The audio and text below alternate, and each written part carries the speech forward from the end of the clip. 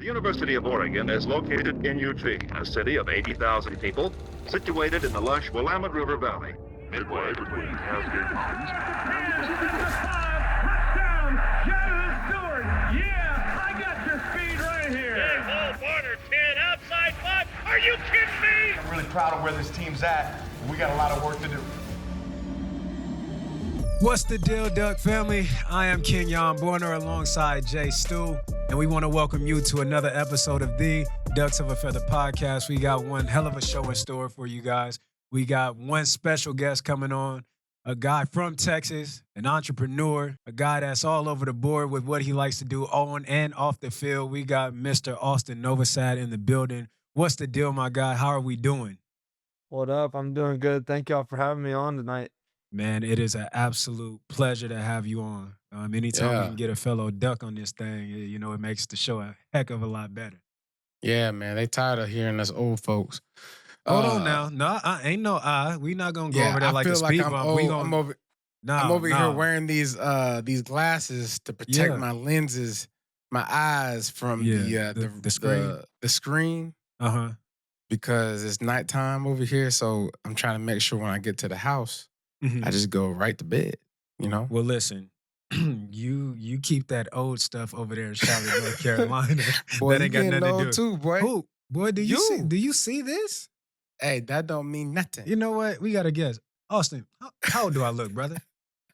Hey, I think you're still looking a little young there. I think Stu got the blue light glasses on though. You know, he's trying to. Yeah, he got the blue light just things on. Trying to stay young there. You see how he had to squint What about right there, now? Austin? Hey, y'all both looking young. I like the way you politically Kenyon, played that thing. You mentioned something. He's an entrepreneur. Yeah, my dog is an entrepreneur. We got a little something in common. You know, I got to do my homework anytime we have a guest coming on. And obviously, if you want to find something out about somebody, go to the gram. It's all there for you to see. And so as I'm scrolling through his page, you know, it's primarily football stuff. But then I just have, wait, my guy got a clothing brand. He has a fashion brand, and it's called Lucky Sun Co. Am I correct? You are. I'm actually repping the night. We There we go. dropping some new performance hoodies and started that, I guess, a couple months ago with some close buddies back home. And so that's been super fun, kind of keeping me busy outside of football and whatnot. Just an outdoor lifestyle brand with the boys from back home. So it's been super fun and kind of getting to the entrepreneur world. So What drew you into the clothing aspect of it, or it's an outdoor brand? So I seen, again, doing my homework, I seen you on the wake out there, wake surfing, on the jet ski, getting it all in. A couple things that I like to do myself. I'm coming out there soon, tomorrow, Thursday. But I'm looking forward to getting out there, getting out on the lake, you know, getting behind a boat myself. So what drew you to the fashion aspect of it? yeah, I mean, I think it was something that we all just kind of really is my best buddies, and we all went to different schools, so kind of staying connected. I got one at Yale and then two at A&M right now, and so we're just kind of staying connected. You know, different guys doing social media, shipping, whatever it may be, and kind of tying in the things that we like to do outside of football, which is wake surfing, hunting, fishing, kind of tying that all together, and then creating like a kind of a camo outdoor lifestyle brand, so we can kind of tie all those things together and create kind of a cool line to get launched with different hats, performance hoodies, and then later down the line, kind of get into some shirts, shorts, and stuff like that. Love it. That was dope, man. Well, congrats, and make sure everybody go to his Instagram, cop you some gear. I'm gonna have to get some. I That's hunt right. myself, man. Really? I'm not a hunter, You hunt? but I have hunted.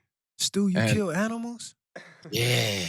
Listen, I didn't know what to expect until it happened. I was a nervous wreck, to be honest. You took a Before life. when I went out, I went with a buddy of mine, Tyler Johnson, and it was nighttime, and I ended up shooting something. We found the blood marks. I learned how to track down the deer. Couldn't find them though. You killed The next Bambi? day, I was going for a buck. I said to myself, if I'm going to shoot anything, I'm going to shoot a buck. Okay. And so I ended up the next morning, lo and behold, this buck just kept walking towards me. And I was like, oh, this is it. And I put that gun up. I started shaking. Started breathing all crazy. And the only thing that saved me was Call of Duty. You know what you do when you're a sniper, right? You hold your breath. Hold your breath. So I hold my breath. I said,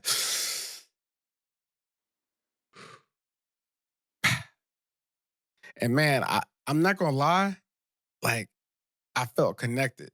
That's the only way I can really describe it. I felt like empowered to like hunt. If I needed to support my family, if I needed to support my people, like I can go out there and do some things. And almost kind of like how God designed us, bro. Like hunting. No, God, Like no. like in a sense of going to gather food and bring it back. I can do that. Okay. And so it was a dope experience, man. Absolutely felt like I was going to be one of those guys that would cry and like lose my mind. But I was That's like, me. wow. That would be me. I I'm promise telling you, I you. cry. That buck fever ain't no joke. You get up there and you start shaking. It's like that adrenaline rush, like a football game out there. Yeah, man, you right on it. So that's the reason why you love the outdoors, huh? Oh yeah, I mean, just every time you go hunt, I mean, I hunt all the time or when I can, and it's one of a kind. Like you think you've been out there and done it before, and then every time you get in the stand, your heart just starts racing and the adrenaline comes right back. It's crazy. So every time feels like the first time. Oh yeah, for sure. I don't It's want that. crazy. I'm not gonna lie. I don't think listen, okay. Story time with KB and J Stu. I was getting on the 105 freeway and a puppy ran out the bushes on the freeway entrance and I hit it. And I'm Oh, watching that thing bounce behind me and get smacked by a car. Don't laugh. Don't laugh. No, like literally, it was the cutest, smallest dog, bro. And my heart absolutely dropped. I got so sad. I was depressed. Like yeah. I'm on the phone with my wife. I'm like, baby, I just killed an animal. She was like, what do you mean? I said, I ran a dog over. She said, you hit a dog. I said, yeah. So I don't know if hunting would be for. I think because at my core, I am one of the softest dudes you'll ever meet. I am. I'm a lover. Yeah, you are a So- lover. I am. I just don't. I don't know how I would do with that. But I'm not gonna lie and say I'm not tempted to try. You would, hey, listen to me. I know you. You might need it. You said I might need it. You think I need it still? No, because what it is, it's not even really about killing anything, bro. It's literally being out in the wild And and I do like like that. I do spending like that. time with God and really like seeing nature. Like, bro, Okay. the morning that I killed that deer, I watched the sunrise. I heard the birds chirping. Like, I heard nature get active because they had to. Look, You know what I'm saying? I'm So, looking at Austin and he in complete agreement. He like, Oh yeah. yeah, Hey, yeah, me and Austin gonna go hunt. I'm telling you, you get out there and it's an experience. Like just the whole thing, like getting in the stand, you waking up at 4:30, you getting out there and sunrise and everything Stu's saying, like it's real out there. So I think you got to go out there and at least try it. Yeah, to okay, try it. okay. Hey, Kenyon, we gonna Because I go don't with know if I Austin. don't We know if gonna your freeway experience is anything like it. No, my yeah, freeway we gonna have experience to almost go broke hunting me. with Austin, buddy. We gonna have to. So look, speaking of hunting, do you get to go out there while you're in Oregon and hunt? I do. I actually got in touch with a guy out here who's, kind of the OGs, like the LeBron of hunting almost. Oh A wow. guy named Scott Haugen. And that's all he does is hunt all day, like, TV shows, podcasts, whatever, magazines. And this past, I guess, season, I got to go out there and we went goose hunting with me and Bryce Betcher, which was an awesome experience. I haven't done in that. Being from Texas, little ducks down there, but not any geese, and so that was pretty cool to get out there in the freezing cold, waking up early again. you can't even feel your hands. Me and Yeah. Bryce looking at each other like, shoot, like this is the real deal. You out there in waders, like standing in water. Uh, Oh, sure enough, the sun rises and these geese, I mean, come in flocks of 200 plus, and you're just letting it rip out there. It was Hmm. pretty fun. that's amazing. Well, listen, let's jump into what you are actually in Oregon for. Let's jump into some football, man. I want to start back in the beginning of your journey. You were committed to Baylor for over a Mhm. year, or just about a year. What was it about Oregon that drew you away from Baylor? Yeah, I mean, it was tough being committed for so long, and I guess building that relationship with that coaching staff there at Baylor. Um, Really, I guess backtracking, Coach Stein had previously known him, coached at a local high school around me, and so once he got the job up here, he was like, "Man, you got to take a visit up here. It's the real deal. Like this is what you dream of." And so literally like the week before signing day, me and my family come up here. I hadn't seen a game or anything, just got a facility tour, met with Coach Lanning, kind of saw everything that I wanted to see, being so late in the recruiting process, and then um, really thought that it would be a good fit for me just in the offense and knowing Coach Stein. So literally like the night before signing day, it's like midnight. And I'm just going back and forth, back and forth. Didn't get any sleep and then ended up flipping the day of. So it was quite the experience. We've seen from our perspective the jumps from school to school, and we've been learning, from these stories that there's some substance to how you guys really operate. And I Yeah. think fans should actually take a moment to realize that, you know, you're making a decision to make your dreams come true. You know what I'm saying? Hmm. I mean, I don't want to put words in your mouth, but I'm assuming you want to get to the NFL. For sure. That's why you chose, and that's why you chose the University of Oregon, Now listen, Hmm. because we putting them out. Okay. Right. it's Stu. The boy got the talent. He got Yeah. the. I seen him in that spring, and this is my first time being able to see him. And I don't want to interrupt you. I want to let you get your Hmm. piece in. But I watched that boy spin that peel. Okay. The windows that he was fitting that ball in, the locations of. I'm like, oh, I said, who is he? I said, who is he and where did he come from, bro? You can really spin that ball. But go ahead, Stu. I digress. No, because that goes right into this. I mean, you had Bo Nix, you had Dillon Gabriel, right?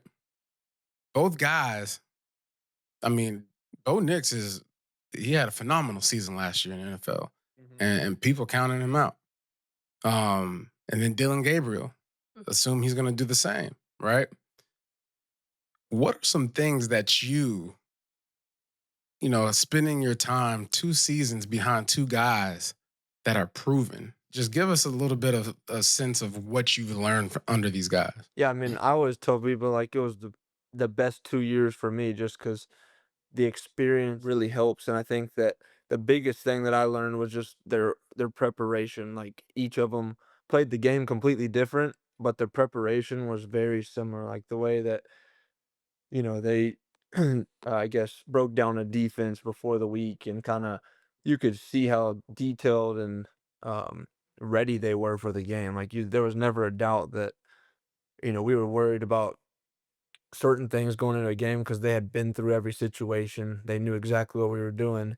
And so I think like the level of confidence that we went into every game with those two at quarterback was just awesome to watch and to learn and take notes of how they did it. Because everyone does a little different, but kind of pick up different things from each of them really helped me in my career for sure. How do you approach film study? Like, what is your process? Kind of throughout the week, we'll break it down into, just normal downs, third downs. And, earlier in the week, we'll kind of just watch games and kind of get a feel for them. And then you narrow it down as the week goes on and get more game plan specific. But that's how we kind of do it, is just as the week goes on, get pretty specific leading up to the game. And then, Fridays, Thursdays, we're kind of narrowing our like specific plays that we like exactly what fits our style. And so then Coach Stein will kind of make the game sheet to our liking, you know. So as an individual, not necessarily looking at the team and how the team is doing it, what is Austin looking at when he's watching film?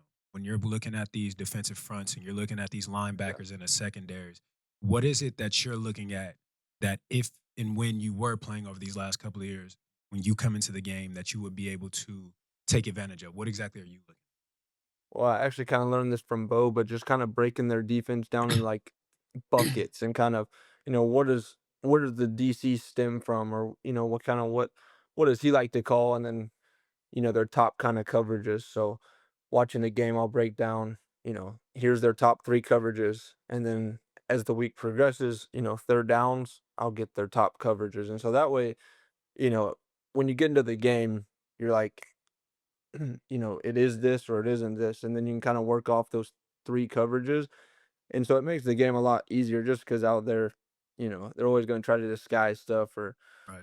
you know, put in different tweaks or changes each week. And so I think like if you in the back of your mind as you're watching film, break it into, buckets of, different situations, what the DC likes to get to. That's kind of how I like to put it, and that's what Bo does. And uh it's something good that I learned from him, and that's how I kind of break it down. As someone going to having the opportunity to go to Baylor, you probably would have started if you would have went to Baylor. You came to Oregon and you chose to sit behind Bo Nix, then Dillon Gabriel, and now you're in the process of battling for a starting spot. What does that say about you? Someone willing to wait, someone willing to take the long route rather than the short route, rather than getting instant gratification. Right. I mean, I think it just shows like the trust, the confidence in myself, and also the trust within a program. Like I could have gone to Baylor, but chose to come here because I trusted Coach Lanning, Coach Stein, and the whole offensive staff. Like it was, I thought, the best fit for me. And I think developing behind those two guys, like we talked about, Dylan and Bo, um, sets you up for success. It's nowadays, 1 or 2 years, and you can go to the league. Like it doesn't take. It's not about quantity. It's just about quality now. And so I want to be ready, prepared, and having learned from those guys, like I feel like when I go in a game now, I'm super prepared, and can put my best talent on the field. Um, so that's gonna be awesome. I think when your hard work and dedication kind of all comes together. It's 3rd and 8, late in the fourth quarter. You're playing. Let's go, UW. 3rd and 8, late in the fourth quarter. We're playing UW. It's a tie game. What's going through your head as you step up to the line? Well, knowing UW, they're gonna have some exotic front, probably 7 up, something crazy. And actually, the play that comes to my mind that Coach Stein's probably gonna call is the play that we ran Oregon State, where Dillon Gabriel took it 60 something yards. Probably only like, I don't know. We tell him he might have hit 18, but he was moving. A little speed option off the edge or something. Um, is probably what we're gonna get called, and I think it would be a big play for sure. So what So I you just got heard, the Stu, wheels. So yeah, he got the wheels. yeah, that's without in that whole explanation you just gave. You got the All wheels. I and we heard ain't- was, and I'm we trying ain't to got run this see ball. it yet. We ain't got to I see it yet. I tell everyone I'm fast enough. Not gonna get caught, but it's gonna be fast enough. Okay. That's how Dennis was. Dennis was quick and Dennis just was fast agile. and quick. Dennis had He- that he long was- stride. But boy, he was just never getting touched. No. What's your mentality when you running the ball? You smacking people Well, or you dodging people? I'm gonna be honest. I'm dodging people just Okay, because that's good the answer, right good answer. answer, good young answer. man. Just because That's the right I'm gonna try to answer. throw it. I'm gonna try to throw it before I run it in the first place. Yeah. Yeah. So the eye's always gonna be downfield looking for my Okay. playmakers, and then if worst comes to worst, then we're gonna take off and get the first down. All right. I can dig that. That's the great answer. Great answer, as they Yeah, say stay on Family protected, Feud. brother. Good answer. Good answer. But do I want to stay right there with the football aspect of it? I want to get to the competitive side of it though. You and Dante Moore, grown close, obviously through this time of you guys both being behind these guys, learning together, being in these meetings together, now competing against each other. What is that dynamic like as you guys are competing for this starting spot? we have one of the best QB rooms, I think, in the nation, like, just talent-wise, and Yeah. then also, our connection within the room, like, something that Lanning always, harps on, and I think it's awesome because we do so much team building stuff and connection work, hanging out with guys outside of football. Like, everyone in that room super close, and especially like me and Dante, like, you don't even feel like it's a competition just because we're always cracking jokes or whatever it may be. Like, we know it's a competition, but at the same time, like, we're trying to make each other better. We'll help each other out because at the end of the day, we're going to need both of us to be the best team we can be. And so Yeah. I think that we keep that the main thing, and at the end of the day, everything will work out. You guys are two exceptional young men. What do you think makes a great leader in a quarterback room, though? Because I'm starting to get a theme. I would say like confidence and maturity, those two things like together, being able to, have respect for others and also put people in the right place, help each other out, stuff like that. All those things kind of pile up and make, I think, a good leader, and being able to kind of take ownership of the offense, have control of everyone, and then go out there and win ball games for your team. Obviously showing up and being consistent is what earns the respect of your teammates. And I mean, just hearing how you talk, how Dante talks. I mean, you guys are a match made in heaven to be in that quarterback room together because it ain't that sweet everywhere else. I'll tell you that. Right. For sure. Staying right there on leadership. What type of leader is Austin Novosad? I'm a big like lead by example guy. I know like it's kind of gotten lost like in our age. Everyone's trying to be, the hoorah guy, but I'm a big like I do everything, that somebody asked me to 100%, and I kind of like let others follow. Like, might not be like the flashy like leader, but I'm gonna like put others in the right spot, help others out, kind of make sure our team's heading in the right direction. You said something very important. You're just gonna be you. That's all you gotta do, baby. You ain't gotta be nobody else but you. And whoever you are, that has to get vocal at some point. That has to take command of a huddle, a locker room. That's all gonna come on its own, but it's gonna take reps. You feel me? For sure. And just like everything else, when you step on the field and you're playing quarterback and you're throwing slants, you're throwing out routes, you're throwing the go routes, it takes reps to get right. It's going to take reps to be a great leader as well. And so you've had 2 years sitting behind two dogs, OGs. I think somebody called him Dillon Gabriel uncle. That was Dante. Dante kept Like, saying, God dang. "You got grown men out here." But it's I think you should always think to yourself, whatever it is that I'm doing, it's going to require reps to be great at it. No one's just going to walk into just being all of a sudden, this guy that men want to follow. Okay. And so, but just be you and get those reps. So as I was doing my homework, we're gonna go a little bit away from football. Kenyon ain't did no homework when he was in college. Hey, I don't know. He's doing some good homework. Yeah. Right now. Now, He ain't Stu, did- you said what? He ain't did no homework in college. Boy, I was done in 3 You and a half. graduated, but I you was ain't do done in no 3 homework. I was done in 3.5. My You senior ain't do year, no homework. all I had to take was ballet and yoga. I did all my work. Yeah, that's all I had. That's all I had to take my senior He year. definitely had a 4.0 then. Boy, on the dean's list. You done almost made me lose my train of thought. But no, I did my homework. I did my research. I had to go do some research.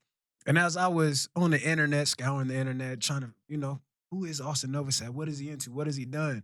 I came across something else that we had in common. You ran track. I did. Yeah, you did the 110 hurdles, the 300-meter hurdles, and the triple jump. The triple jump. 42? Yeah, triple jump. That boy- 42? Mhm. Yeah, 42. I was in the 42s for sure. Yeah. You see how he said that? For sure. For sure. dog. Don't Like, question it. I'm a guy that can hop. Okay? I'm him. Ain't no Oh. 39s out here, baby. Have you thought about running track at Oregon, doing anything with the track team? Gosh, I haven't, But after seeing Rod Pleasant, I don't think it's a good career for me out there. What? Just You give it think a so? try, man. Yeah. Hey, I might have him in the hurdles though. He's pretty good at straight line, but put a little Put jump in there. put a little I might get him or something. put an object in front of him. Have A little have spring. have you been around Coach Rad? I have not. Okay. No. Oh, Because Coach Radcliffe will pull you into track. Coach Rad tricked me into running track. I he never tricked me agree- into running track too, Yeah, and Coach doing Rad weightlifting brought- competition. He brought me some paperwork and said, sign this.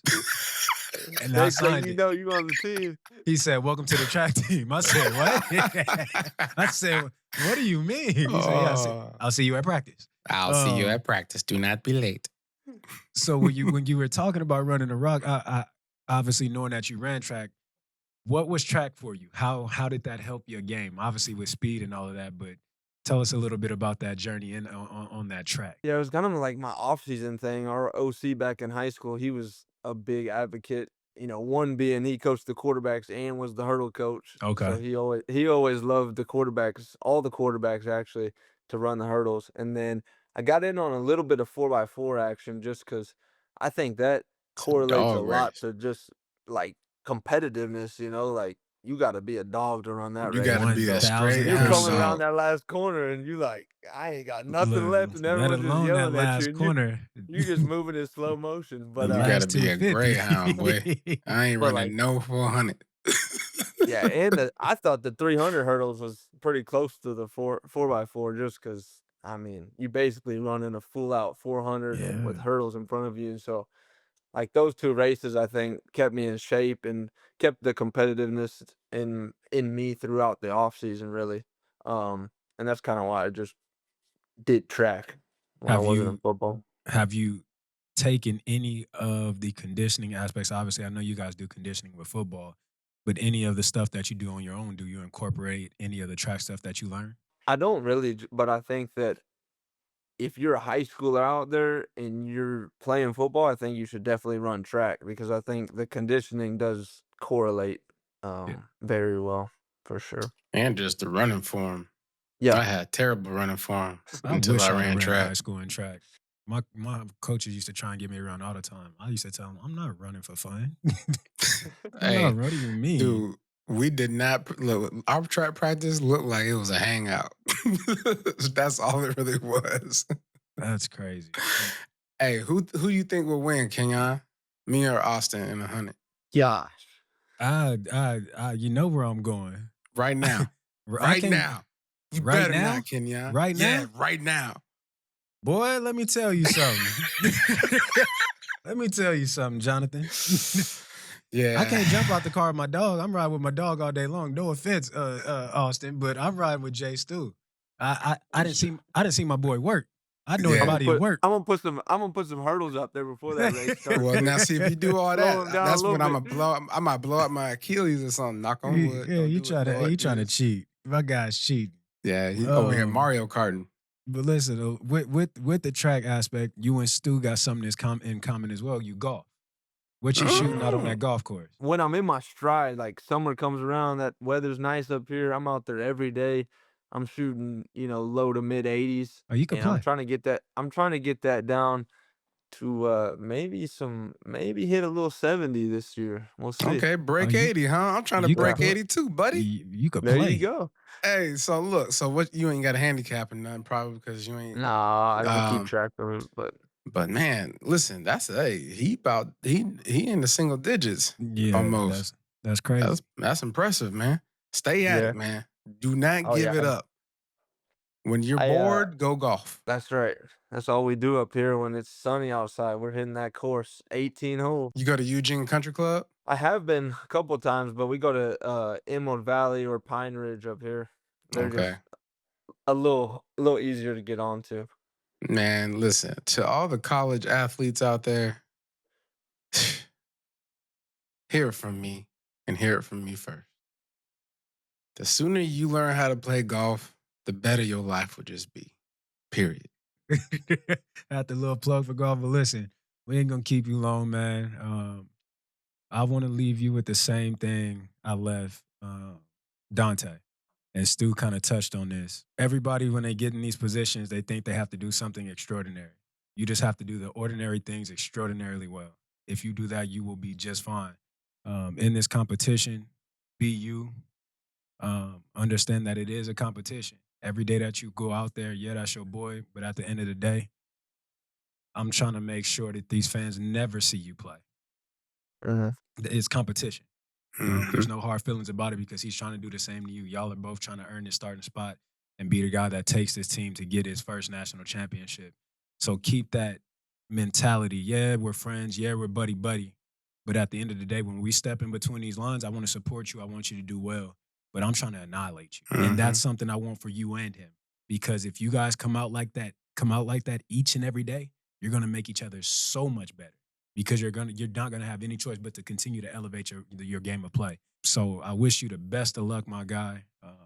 I'll see you this coming week. I'll be up there pretty much all the spring ball.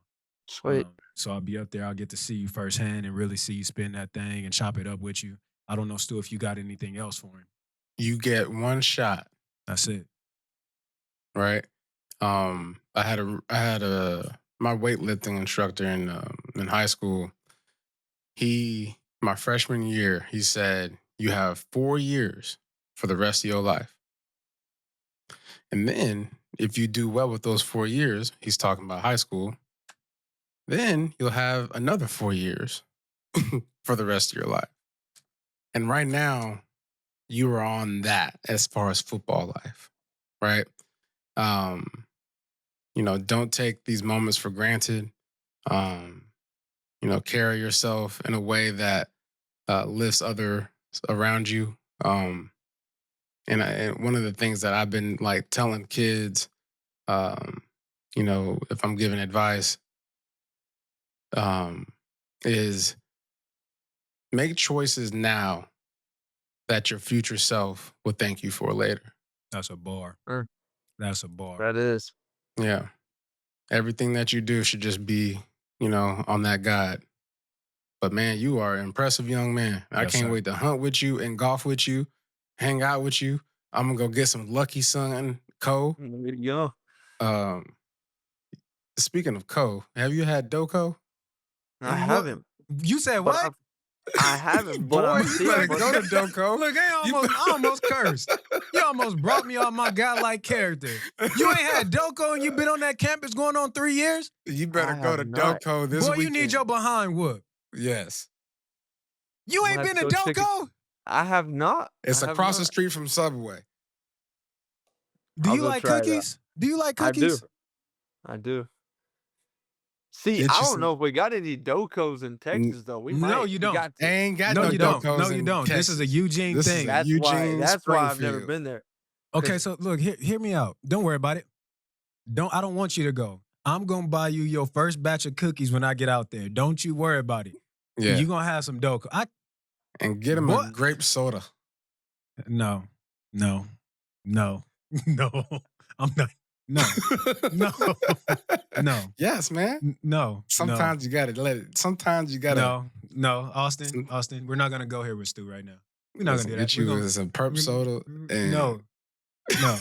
Okay, then.